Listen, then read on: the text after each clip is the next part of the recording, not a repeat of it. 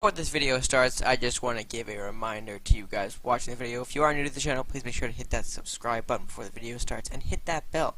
We are doing a live stream October 10th for a game, not Cards and Castles related, but regardless, I hope you guys join us for that. So again, tap that little bell if you are new to the channel or if you haven't done so already, and hope to see you guys October 10th. So that, further ado, enjoy the video, guys. I'm not alone.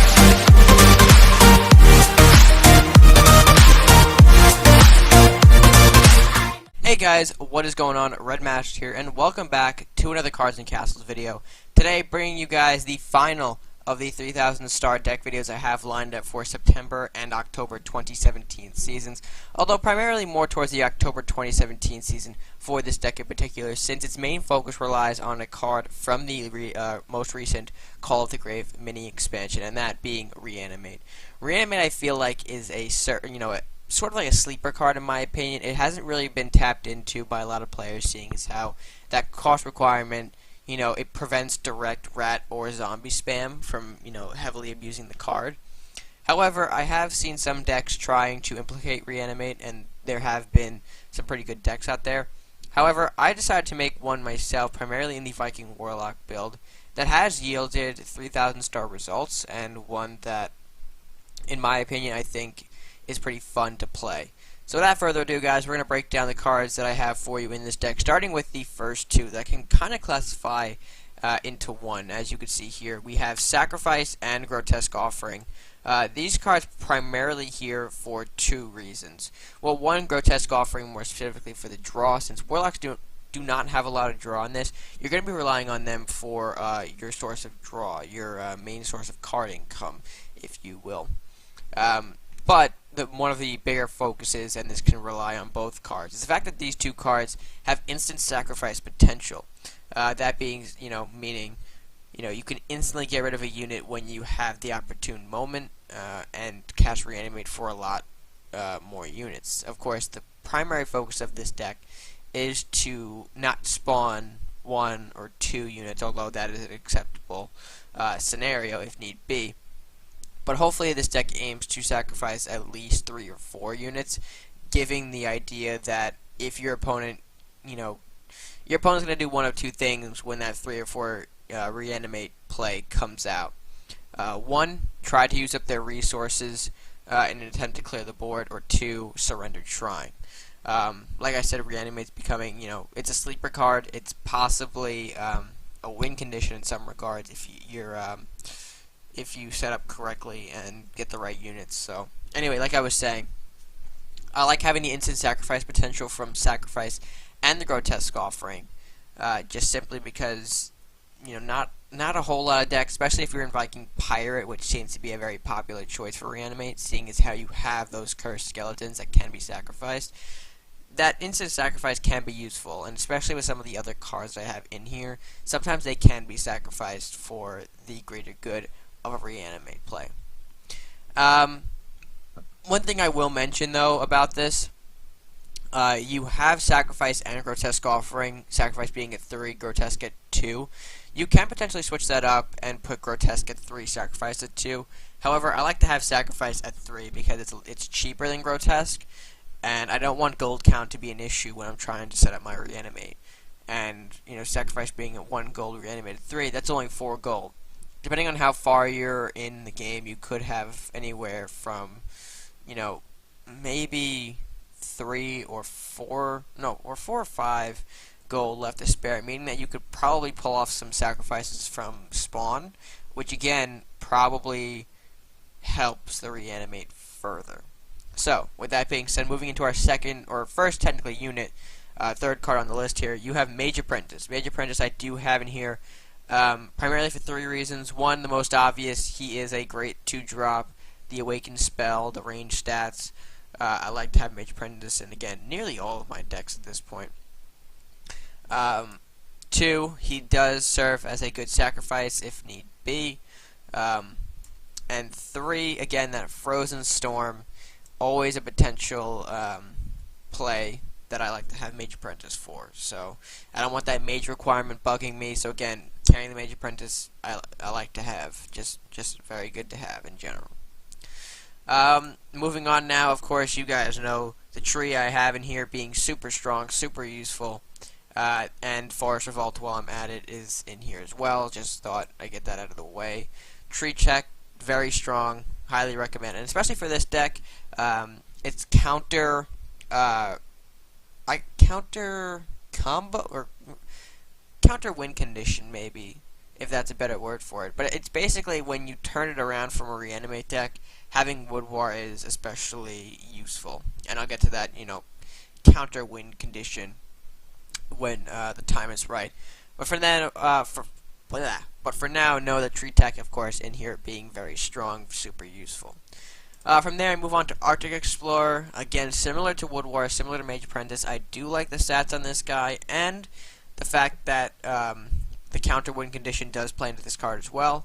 I like to have him as that specific unit. Moving on now to the Flying Books. Flying Books primarily in here as the source of draw, seeing as how both of these factions don't really have card draw, except for the Grotesque Offering. Flying Books is going to be your option to go towards card draw, and again, a great unit to possibly sacrifice once you have a draw completed. You want to bash something, and then it's got maybe like 1 health left, and you don't really need the extra attack. That's a sacrifice for Reanimate. Moving on now to Lich. Lich I like to have in here, primarily, again, stat-wise. Again, stats are a big factor in this deck. But I find him as a unique unit that I feel like, again, hasn't been touched on, similar to Reanimate. People don't like to sacrifice a mage. But with the next card, as you can see probably on the list, having a mage body to sacrifice is not going to be a problem for this deck. And again, that sacrifice part being important because that's another setup for a Reanimate play. When you're sacrificing, technically that unit does count as a sacrifice, which means you can reanimate that said unit. So if you want to do like a 6 gold Lich reanimate play, that's certainly a play to do. And of course those stats, 3-7, very strong for 3 gold. And that Frost Ore isn't that bad, especially being stronger than the Frozen Pillar. So consider it as you will. Even though it's got 2 gold, it's also a mage, meaning you've got the Frozen Storm potential as well. So Lich serving a variety of purposes in this deck. Moving on now, Maddie, the card I referenced previously in the Lich reasonings, I guess you can call it. Maddie has a multitude of purposes in this deck as well. One, summoning that random mage can be extremely useful, just if I need some extra, I guess attack power, and you can get a Pyromancer, Saurus, you can even get a Lich from it. And it also serves as a Frozen Storm requirement, of course, that being very important for the deck, as well as being an easily sacrificed body itself. Maddie is a 0-1 body, and usually people don't know what to do with him. They kind of just wander him around the top, and if you're using a bounce deck, keep him alive in the back to bounce him again. But seeing as how you are sacrificing him in this deck, Maddie is probably one of your prime targets to sacrifice. That way, you're always ready for a reanimate whenever it pops up. Excuse me. From there, moving on, of course, to the big gun in the deck, Reanimate, the primary win condition. Of course, like I mentioned in the beginning of the deck, you gotta have this card in here if you want to play it as a Reanimate deck. If not, of course, there is a counter substitute for this, if you will, which I'll get to when we get up to the special card, in my opinion. But overall, Reanimate, I think, being a very strong card and one that definitely, again, I keep emphasizing this because I think it's true, it's a sleeper card. People aren't going to expect that Reanimate play, and if they are, they're going to get surprised by whatever pops out. So, ultimately, 3 or 4 reanimated units, plus maybe whatever you got wandering on the board, opponent's going to either use all of his resources, which opens up possibilities for you to just swarm in whatever you got in your hand, or 2, die trying, attempting to block off your reanimated units. So, overall, I just love Reanimate as possibly a deck theme, in a sense. From there, I move on to Salahar Spitefish. Spitefish is quite useful in the deck. The lower health means I could definitely get rid of him at a moment's notice. And the last will isn't that bad. Neither is the attack. 3 attack can finish off something quite easily, depending on what it is, though. And of course, the dealing 1 damage to the castle means you're guaranteed at least 1 damage to the to the opponent. So, not that bad.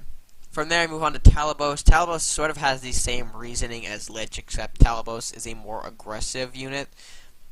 Primarily playing this card for the sacrificing. The sacrificing is going to be, the reason why you play Talabos. I don't know. I mean, it's got the same stats, but I don't know if maybe you want to lower the cost or lower the amount to maybe 2 and Lich to 3. But I think Talos is just a bit stronger, especially with the 3 movement. But that is something to consider, I guess. Lich can go up to 3 if you're really feeling risky about it. But I would recommend maybe 3 Talabos, maybe over 3 Lich. And again, stats same as Legend, especially for 3 gold. That could be quite devastating early on. Next I have the Barbarian. Barbarian, kind of, I was kind of inspired to play this more because I started to see more Barbarians appear in ranked matches, and I just find this card to be pretty cool design-wise. And 4/6 is not bad for health. It's definitely like a step up. It's got health equal to Wood War, but an additional attack. And again, the next card that I'm about to show you guys is sort of another reason why I keep Barbarian in this deck, for removal purposes, if you will. And speaking of the next card, I move on to Blacksmith. Now, Blacksmith serves as, to me, it's more like a turnaround for the deck. Sure, the deck can be focused more towards Reanimate, but usually sometimes I'll end up using this deck in a more beat-down, control type of situation. Blacksmith, of course, with that 1 attack, can just instantly surprise your opponent and possibly could lead to a board clear. And in the early stages of a game, which is more what this deck can be looked at, or considered to be, seeing as how we're only up to 4 gold and we're like more than halfway done reviewing the deck. But Blacksmith again serves as like that turning point. The 1 attack, especially for a lot of these units, can be quite devastating. If you looked at all of the stat lines for the units, they're all sort of more geared toward a higher health stat. Of course, examples like the Arctic Explorer, the Wood War, the Mage Apprentice, the Talabos, the Barbarian, even probably the Lich. They all have such high stats, and if you power them up with extra attack points from the Blacksmith, they're only going to become that much harder to deal with, meaning that you're going to be taking out more than 1 or 2 units. You might be taking out 3 or 4 with 1 unit. So, again, carrying Blacksmith for its incredible turning point power in the deck. Switching up the style from a setup Reanimate to a control beatdown. From there, I move on to Forest Revolt. Forest Revolt I've already covered, basically from Wood War, Tree Tech just being super strong. Not going to go into too much detail on it. Frozen Storm, I've touched upon having the mages in the deck for it, but Frozen Storm, again, your only source of spell damage really in the deck, except for Sacrifice, I should say. That 2 damage is technically considered spell damage. But Frozen Storm, you're going to be using it a lot for stalling, and of course that damage can be quite useful. From there, I move on to Rally of the Town. Rally of the Town I have in here primarily because I think it goes well with Reanimate, or can go well with the Reanimation. You're at least summoning 4 bodies from it, and if you successfully sacrifice all 4 bodies from a Rally the Town play, you're going to get 4 units, of course, that being the near desired number from a reanimation play. So, and of course, you can go offensively with this, you can go defensively, you can use this for a Reanimate. You can power these bodies up from the Blacksmith. I think Rally just has, I wouldn't say a few, but it definitely has a bunch of points in the deck that I think make it an inclusion into this. And plus, personally, I like using Rally ever since the change, so I'm a bit biased on that. But overall, I enjoy it. I enjoy the card, and I just find the Reanimation decks, when you can sacrifice 4 bodies and then play a Reanimate, it's only an 8 gold turn, but when you can play something like that, it's definitely cool to see happen. Anyway. But from there, I move on to my Ogre Thief now. I do have 2 of these Ogre Thieves. From there, you're getting into late game. There is no 6 gold units. It goes from 5 to 7. Ogre Thief can potentially help some plays happen. His gold gain is certainly useful, maybe in bringing out an additional, possibly flying books, possible grotesque offering, possible mage apprentice. I just like having it in here for the extra body. I, personally enjoy it. And of course, its stats being pretty good right now, not to ignore, and powered up by Blacksmith, that's a 7/8, so. And 3 movement makes it even scarier, so you got some pretty good stats on Ogre Thief there. And of course, I have Mordok, obviously, because you guys know Mordok, of course, being super strong. I've seen him being called overrated. Personally, I don't think so. I mean, sure, people are using him, but it's certainly too strong not to ignore, and could definitely end games if not battled correctly. And again, giving that Mordok substitution, if you guys don't have it, you could probably replace it with a Craxus if you don't have 3. You could probably do 2 Craxus and then maybe buff up an additional Ogre Thief. Just to share my thoughts on that. But essentially, that's the deck. Overall, I've used this. I've had fun with it. Brought me up to 3K through placement. So overall, very cool, very interesting deck, and I hope you guys enjoy it too.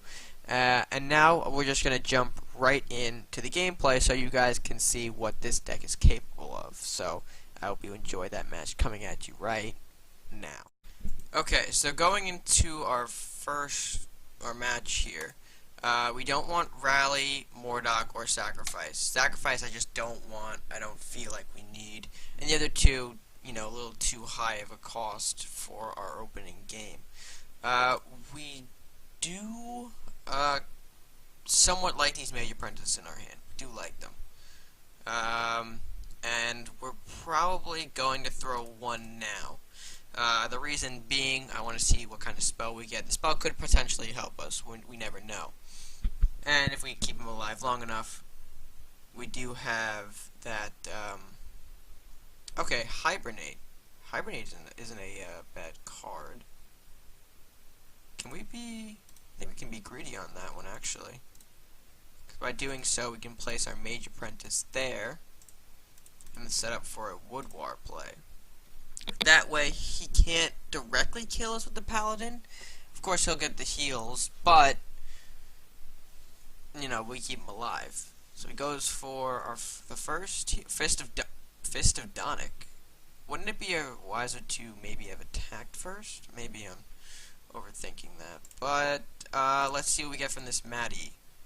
Okay, Wind Mage. Wind Mage is interesting. I didn't want to keep the Paladin alive, but nevertheless, if we keep a Maddie alive, we can definitely Frozen Storm that Paladin away, plus whatever he may throw out the next turn.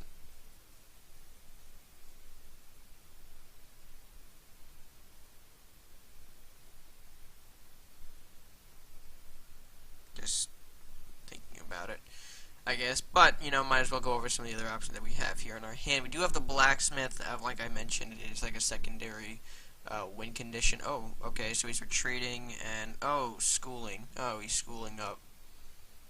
Oh, the school. Oh, the school play. Okay, Dwarven Greed's going to get him not only 3 gold additionally, but another card. I'm not going to be surprised if he's able to use that card. He's able to use it. That's a tree. That's an incoming tree. Okay. Okay.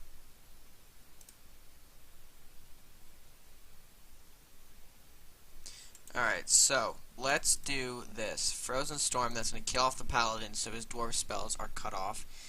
We also kill or weaken his tree. Let's position our tree up a little more over here. Hopefully the Wind Mage can get to this School of Knowledge. We're going to kill that off.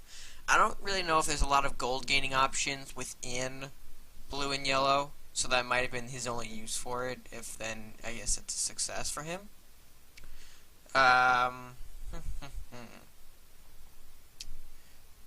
Nope, he's got the Troll Gunner, but however, that takes a lot of resources, actually. I mean, granted, I think he can safely kill the tree, which he will. but at what cost? Because that did probably take a lot of energy out. Meanwhile, we're gonna get rid of this school, and we're also gonna play a rally here.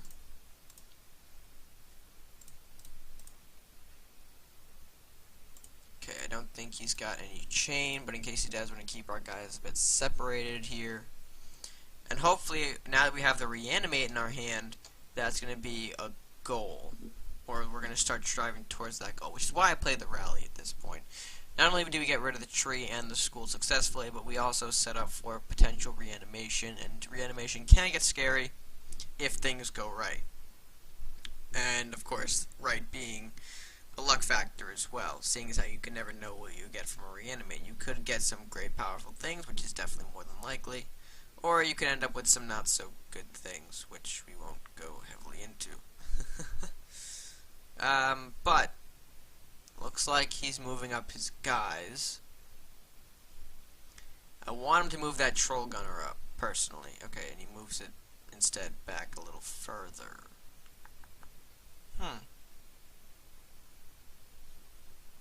Okay, another blacksmith. So we're going to play one of our blacksmiths right over here. And we're going to successfully kill off this righteous knight.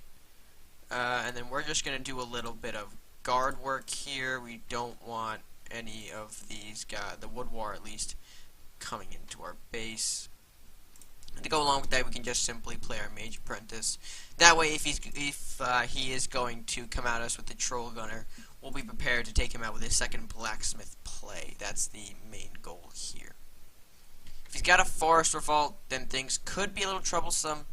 But we do have a forest revolt of our own. So it looks like he's going to take out the lumberjack, which is great. Hopefully he doesn't kill off our mage apprentice. That's going to be a nice solid trade there. Now I'm just worried about the upper half and what he plays from his hand. That righteous knight. Oh, school? Okay, so does he have any more gold gain? Now there's another school being played. Okay, the forest revolt, like I predicted, is going to come at us now. Okay, I think we can turn this around into our favor. Hopefully. I'm just waiting to see what he does here. Okay, so he takes out the lumberjack. Moves up another tree. Okay. What are you going to do with the, questing knight up there? Just move it up. Okay. Simply going to move it up, which is fine. Because, now that he's done that, we are going to be able to play another blacksmith. So we're going to have our second blacksmith down here. We're going to kill off the troll gunner. That'll sacrifice our mage as well. We're going to kill off this wood warrior. That's going to kill off our peasant. That's a sacrifice. And we're going to open up for a reanimate. Ooh, okay, some interesting pulls there. Reanimate's going to give us the Rakanoth. The Rakanoth is going to kill off the questing knight up there. And we're going to patient study our Maddie away. That's going to also draw us a card and protect the Maddie for another mage summon later on. We are pushing a good advantage on him at this point. He's only got 4 cards and not a lot of board presence. He does have that School of Knowledge, which could get dangerous if he's got some more gold gain, like another Troll Gunner perhaps. But his primary focus right now is going to be to deal with our White Knight. He can only reach us with the Wood War right now. His Paladin doesn't have enough reach. He's got 9 gold though, so that leaves a Fist of 5 Gods severely open, which he does. Interesting play from him. Okay, Fist of Donic. If he plays another one, he's probably going to go drawing for one. If he does, then that's going to be a lucky as hell draw. Can he pull it off? I don't think he can, judging by the way he's not immediately playing it. He's going to protect the Paladin, though.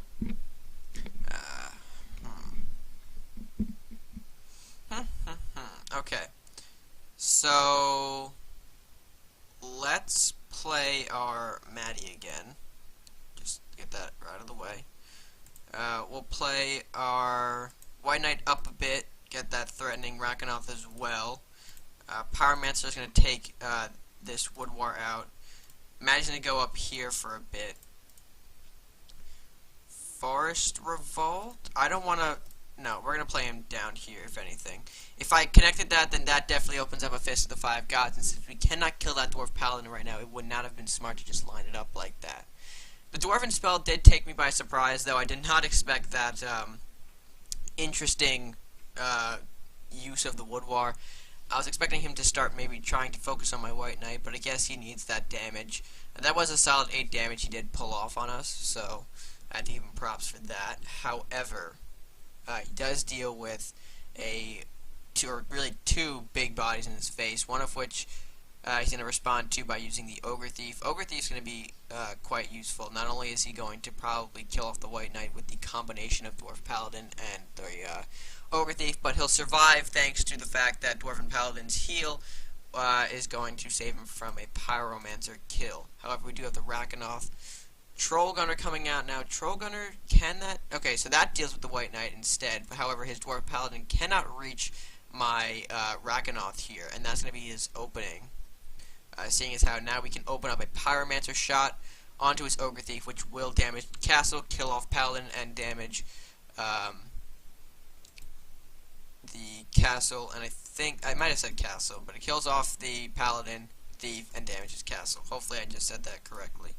Meanwhile, our Wood War is going to strike another 5, which nearly brings this game to an even playing field.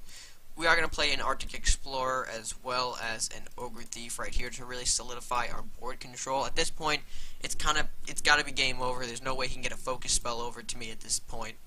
And he's dealing with some big bodies on his face. I do not think he's going to be able to handle the pressure.